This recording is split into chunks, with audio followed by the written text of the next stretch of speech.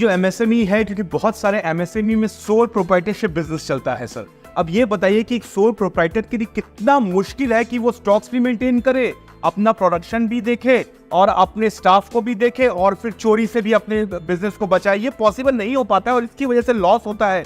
तो ये कितना सीरियस इशू है एक एंटरप्रेन्योर के लिए और कितना लॉस, अगर हम फिगरेटिवली कोई स्टडी है, कितना लॉस सहना पड़ता है एंटरप्रेन्योर को इसको करके। बेसिकली अगर ये देखें, अगर एमएसएमई ये समझे कि एक इंडिविजुअल आदमी के लिए पूरा प्रोसेस मैनेज करना बहुत ही डिफिकल्ट होता है, अगर उसके पास में कोई सॉफ्टवेयर हो, कोई तरीका हो जिससे बेसिकली उसको एक है ना प्रॉपर विजिबिलिटी हर डिपार्टमेंट की डिपार्टमेंट वाइज मिल जाए, तो उससे बढ़िया कुछ नहीं हो सकता। जनरली बिजनेस के अंदर में यही देखा गया है कि मिसकम्युनिकेशन की वजह से गलत परचेज हो जाती है। गलत परचेज होने की वजह से हमारे पास में या तो स्टॉक ज़्यादा आ जाता है या हम स्टॉक आउट सिचुएशन में चले जाते हैं, जिस वजह से हमारे को सेल्स में लॉस होता है। और अगर ओवर स्टॉकिंग करते हैं तो हमारी होल्डिंग कॉस्ट बढ़ जाती है।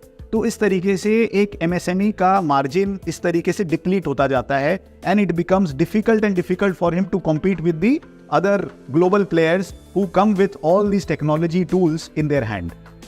Very true. अब मुझे ये बताइए कि आप जो है आप सॉफ्टवेयर के बिजनेस में हैं, एग्जैक्टली अगर एमएसएमई को अपना ये जो लॉस है वो बचाना हो तो उसको कौन सा सॉफ्टवेयर लेना होगा और किस तरीके से टेक्नोलॉजी काम करेगी? बेसिकली अगर अपने एक टेक्नोलॉजी की बात करें तो एंटरप्राइज रिसोर्स प्लानिंग एक सॉफ्टवेयर हुआ which is commonly known as ERP, जो एक कस्टमर को एक एमएसएमई बिजनेस को इन्वेस्ट करना चाहिए, जो कि बेसिकली एक मिथ है कि एमएसएमई के लिए कि ERP सॉफ्टवेयर एक्सपेंसिव होता है, ERP सॉफ्टवेयर कॉम्प्लिकेटेड होता है, इसको चलाएगा कौन, ऐसे बहुत सारे ख्याल आते हैं माइंड में एमएसएमई के।